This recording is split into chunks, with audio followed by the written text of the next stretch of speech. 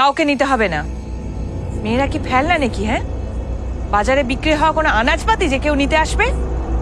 আর ওর তো এখন বিয়ে হওয়ার কোনো প্রয়োজনই নেই, ও নিজের পায়ে দাঁড়াবে।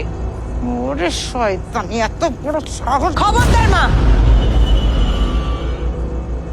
নিজের মেয়েকে কোনোদিন জিজ্ঞেস করেছেন যে ও কি চায়?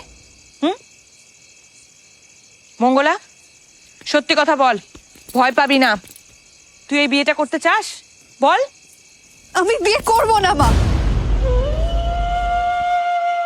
আমি লেখাপড়া করব, আমি নিজের পায়ে দাঁড়াবো। দেখেছেন, ও লেখাপড়া করবে, নিজের পায়ে দাঁড়াবে, নিজের খেয়াল রাখবে, আপনারও খেয়াল রাখবে মা। আর মেয়ের বিয়ে দেওয়ার জন্য কাউকে জমি বিক্রি করতে হবে না।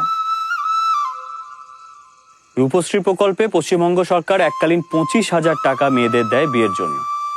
বিয়ের কার্ড ছাপানো হয়ে গেলে 1 কপি পশ্চিমবঙ্গ সরকারের অফিসে জমা দিলে সেই সুবিধা পাওয়া যাবে। সরকার দেখাচ্ছেন, রাজ্য সরকার।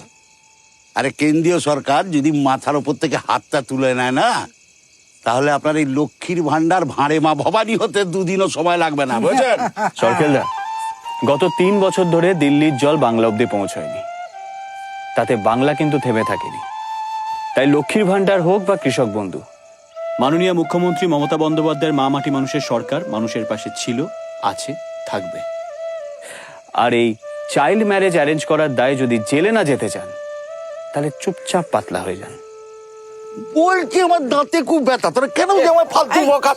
এই এটাকে নিয়ে আয়। সরকারদা, শালা কি ভারী দেখতে বাচ্চা। এই বাবা,